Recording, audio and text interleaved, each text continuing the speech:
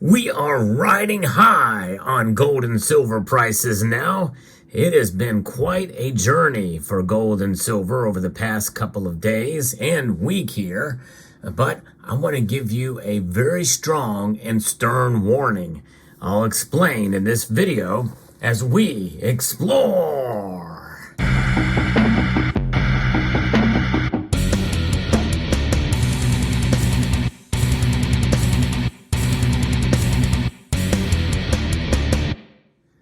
Gold is nearing its all-time high in nominal dollars, and just a couple of maybe $30-$40 away from that all-time high. That's pretty amazing. Now, again, that's not dollars adjusted for inflation. These are dollars that nominally. And silver is just over halfway to its all-time high.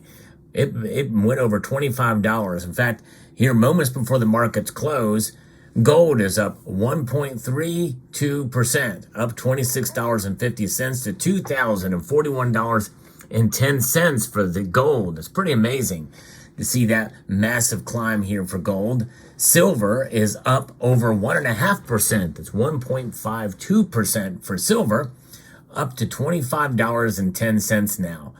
In fact, the bid and ask price, it is now, there's a dime's worth of difference between those two, and silver is at $25, right on the money there. Platinum is also up. It's actually the biggest mover of the day, up over $24 and $952. Palladium is actually down, and rhodium moved up a little bit too. But we're going to be talking about gold and silver in this video because this is a remarkable thing to see. Why is this happening? Well, for the same reasons that I've reported on in the previous market reports. And this, folks, is the precise reason why I'm going to give you this stern warning about gold and silver and where the markets are going. Because this is multiple days in a row that the psychological effect is taking place and the markets are reacting for two reasons. Because the Federal Reserve could cut rates next year and the dollar index is falling. Now, let's first take a look here at what the dollar index is doing right now. The dollar is indeed down and it's falling, and that is a direct correlation to what's going on with gold and silver prices. A lower dollar index means higher gold and silver prices and vice versa. Generally, now there are exceptions to that rule. We've talked about those on this channel multiple times, but that is where we are at with the dollar index sitting at 102.77, down 0.36%. That is something that is remarkable to see because that means that people are losing faith in the dollar. But what is the other thing is Fed rate hikes, or that the hikes are done with now. Now they're in an extended pause, and many people feel that they're going to lower rates next year. In fact, I'm going to be reporting from a piece out of the United Kingdom, actually. Investomania says here the gold hit, $2,042 an ounce as the markets bet on a Fed rate cut. And this is what's happening from comments from Federal Reserve officials. They've cemented the belief that inflation is moderating, and that the central bank will likely start cutting interest rates in 2024. That's pretty amazing. Federal Governor Christopher Waller, which is seen as a policy hawk, has made good arguments that rate hikes could be lowered if inflation keeps falling over several more months.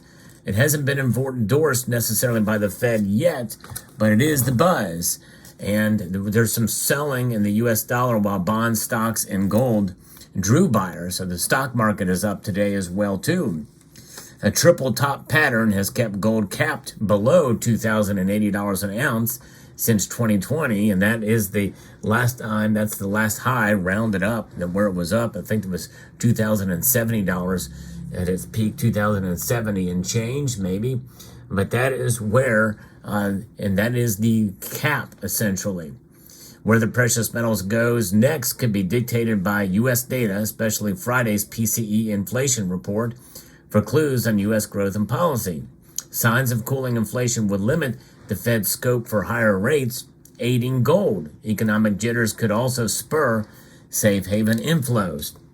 That's the background. That's the backdrop of where we are looking for gold and silver. Now, it is something, but I tell you, as we digest this information, well, that's been the case. I figured it was all baked in before, but I guess that falling dollar is just stoking the flames. But I think depending on what kind of data comes out on Friday, the inflation report, if it's persistent inflation or if it keeps falling, then I think that could bolster the case even more. But I don't think it's going to change the strategy of the Fed, which means that it should not really have an effect on the markets as much as it has been for the last couple of days, which means that these moves, dramatic moves of 1% per day here, plus in the week that we've seen here, that's a strong increase on a consistent basis here for these metals, where I think it's going to pull back. I think that we're going to start to see it throttle backwards and correct from this because the markets are overreacting. And so I think that's something we should watch out for. Stay tuned for lower prices. Now, this is not financial advice, but I'm not a buyer of gold and silver in these markets with the rates going up, with these prices going up as high as they have been here. I think we could see gold potentially pull back down below $2,000 an ounce, and silver trade below $25 an ounce into the low 24s perhaps, and that could come, especially if the data is that comes out with the PCE inflation report shows that inflation is still hot and stays where it is. We'll see. This is the PCE inflation, I guess, a producer price index as well. Some of these things for showing growth and policy. And I think that depending on economic data as far as Black Friday and Cyber Monday could play a role in this as well too. Because there's only so much psychologically that this could have an impact when really the metrics and the calculus has not changed for the Fed. And May is a long time away.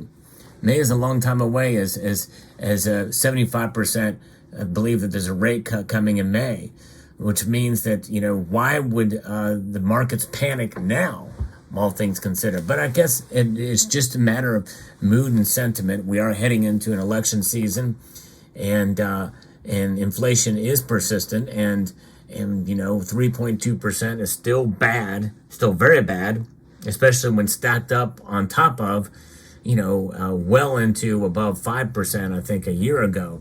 And that's just it. It's 3.2% above and beyond what it was a year ago at this time, where it was much higher. So even if it went back down to 2% tomorrow, that's 2% on top of what was already high inflation a year ago at the time. A lot of people don't really think about inflation in that regard, but they should, because we're never going to return to pre-pandemic pricing or to pre-2022 pricing for goods and services. They're always going to increase. They're just increasing at a slower pace, and that is profound. Now, let's shift and pause a little bit. The Germanium Mint has been very kind to send me some pieces to show you that may not necessarily be available yet on the market. And the latest here is an interesting piece here that has an octagon shape, kind of like a stop sign, except it's catty-cornered a bit, so that the top of the coin is the apex. And this is a picture of the certificate of authenticity from a new series here, Witchcraft series, which the subject matter is not really necessarily my favorite thing, but it has a limited mintage of 20,000 pieces, and the quality is absolutely stunning on this thing here.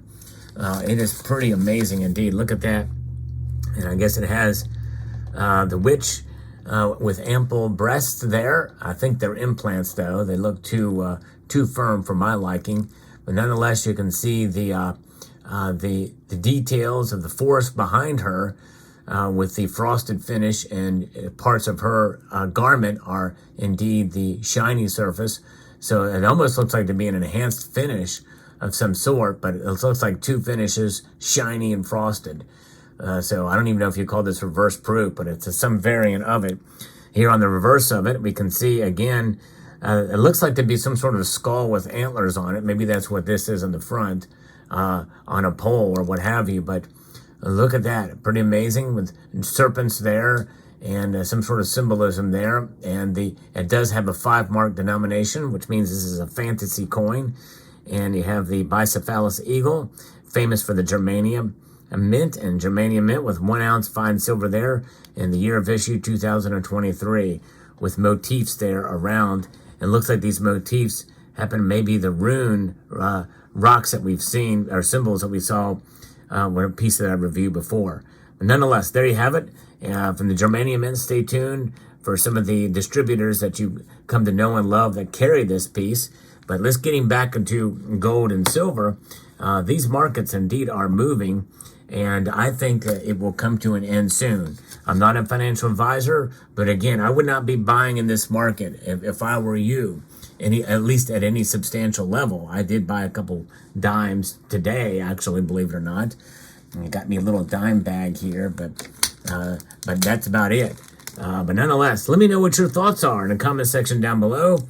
I think it's an interesting time we live in, and it should encourage those of you who believe in the precious metals that, hey, not all that money's going into crypto. Some of it's coming back into gold and silver as well, too. So let me know what your thoughts are in the comment section down below. I would like to extend a multitude of gratitude to each and every one of you for taking the time to watch. And yes, I want to encourage you to please rate, share, comment, and subscribe.